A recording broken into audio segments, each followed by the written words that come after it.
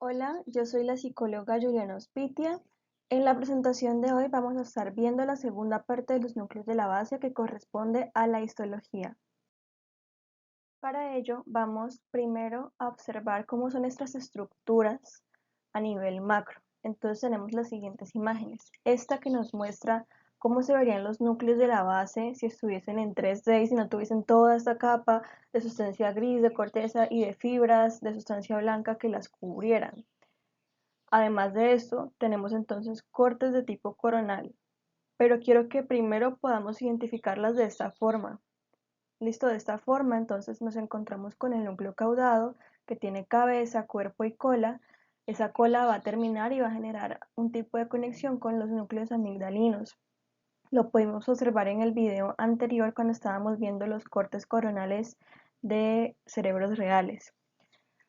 También nos encontramos con el núcleo putamen, listo, que se encuentra en la parte más lateral, y en los lados más mediales nos encontraremos con globo pálido externo e interno. Entonces la estructura va a ser más o menos así. Aquí estaría el putamen más lateral al cerebro y como dentro, medial al putamen, entonces estaría el globo pálido. Y un poco más medial nos encontraremos con el tálamo.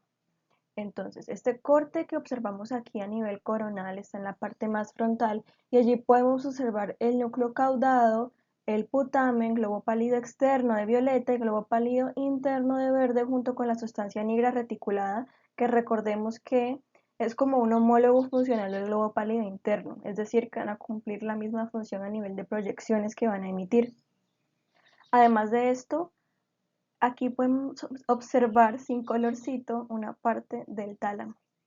A mí me interesa también mucho que podamos identificar cómo se ven esas estructuras con un corte coronal a nivel del mesencéfalo, porque en el mesencéfalo nos vamos a encontrar con otras estructuras también muy importantes y que hacen parte de los núcleos funcionales de la base. Entonces aquí podemos observar nuevamente el caudado, el putamen, el globo pálido externo y nos encontramos con estos nuevos amigos que serían los núcleos subtalámicos de rojo y sustancia negra. Entonces podemos ver que la parte verde correspondería a la sustancia negra reticulada, que es la que es homólogo funcional del globo pálido interno, y de color más oscuro entonces tenemos la sustancia negra pars compacta. Si les interesa conocer un poco más acerca de esto, pueden remontarse al video anterior, la parte 1 de los núcleos de la base que aborda generalidades. Y aquí observamos entonces también el tálamo. Listo, recordemos que el tálamo se va a encontrar siempre adyacente al tercer ventrículo. Bueno, y continuando, resulta que todos estos núcleos de la base se conectan de distintas formas. Ellos van a recibir aferencias, eferencias y se van a conectar entre sí, pero siguen un determinado orden, y es el que vamos a observar ahora. Tenemos unos núcleos aferentes, son los que reciben la mayor parte de información de áreas aledañas, es decir, vienen principalmente del tálamo y de la corteza cerebral. Estos núcleos aferentes corresponden al neoestriado. También tenemos núcleos que se conectan entre sí. Estos núcleos intrínsecos van a ser el globo pálido externo, núcleos subtalámicos y sustancia negra pars compacta. Y los núcleos eferentes, es decir, los que ya básicamente como que sacan afuera de este sistema las señales, son el globo pálido interno y la sustancia negra reticulada, que recordemos que funcionan básicamente de la misma forma. A continuación, entonces vamos a observar ¿cuáles son esas células y neuronas que podemos encontrar en estos núcleos? Principalmente vamos a estar hablando del neoestriado, es decir, de las que reciben las aferencias, el caudado y el putamen. En el neoestriado nos vamos a encontrar con las neuronas medianas espinosas que trabajan con GABA y con interneuronas de tipo GABAérgico y colinérgico. Las neuronas medianas espinosas que trabajan con GABA no reciben su nombre porque sí.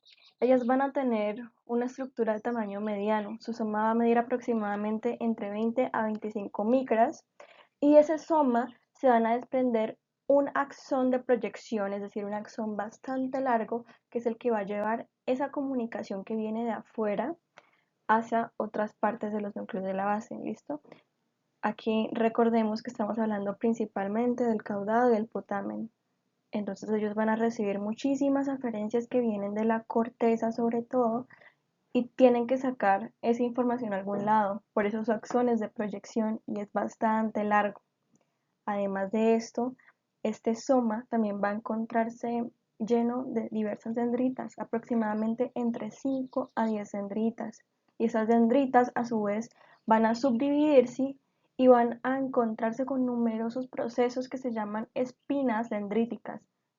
Entonces eso le va a dar como su apariencia, así como si estuviese toda arborizada, llena de un montón de dendritas y esas dendritas como con vellosidades, por así decirlo.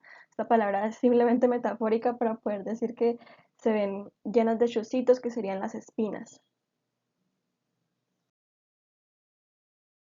En esa imagen podemos observar muchísimo mejor cómo serían estas espinas dendríticas. Las vemos aquí.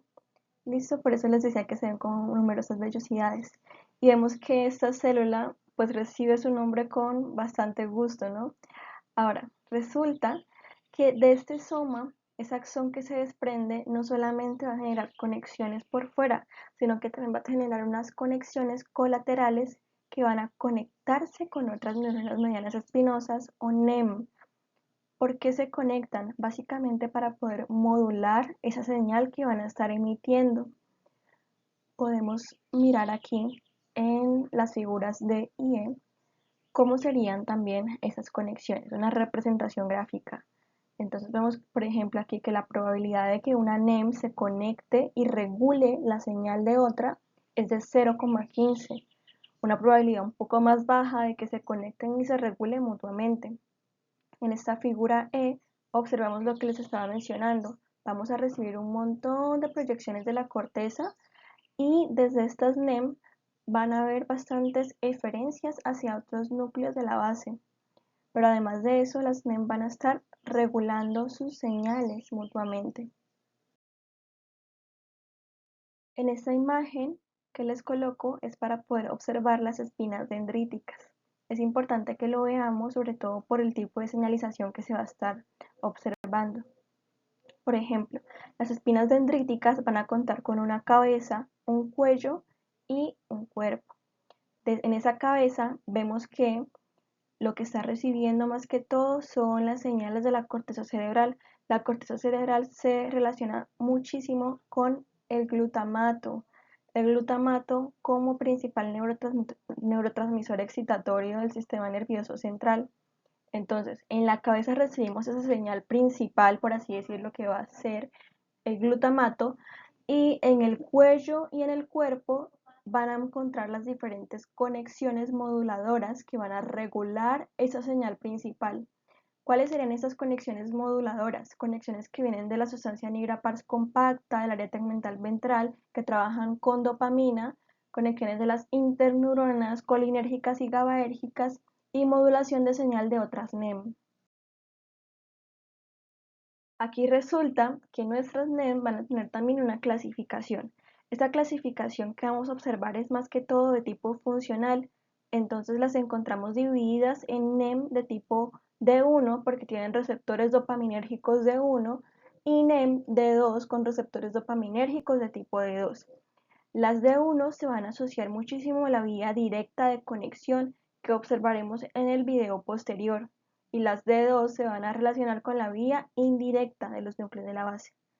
Ahora, estas D1, porque contienen este tipo de receptores, no solamente van a liberar GABA, recordemos que las NEM trabajan con GABA, sino que también van a liberar unos neuropéptidos específicos que son la sustancia P y la dinorfina. La D2 va a liberar GABA y va a liberar también el neuropéptido principal de encefalina. Ahora ya habiendo visto todo lo que podemos encontrar de las NEM, resulta que entre estas NEM vamos a tener también interneuronas GABAérgicas y colinérgicas. Las GABAérgicas se pueden dividir en dos, aquellas que contienen parvalbúmina y las otras que contienen somatostatina. Las que contienen parvalbúmina son un poco más grandes, entonces sus conexiones moduladoras las van a hacer sobre todo con los somas de las NEM. ¿Listo? mientras las interneuronas GABAérgicas que contienen somatostatina van a hacer conexiones moduladoras con la arborización dendrítica de las NEM.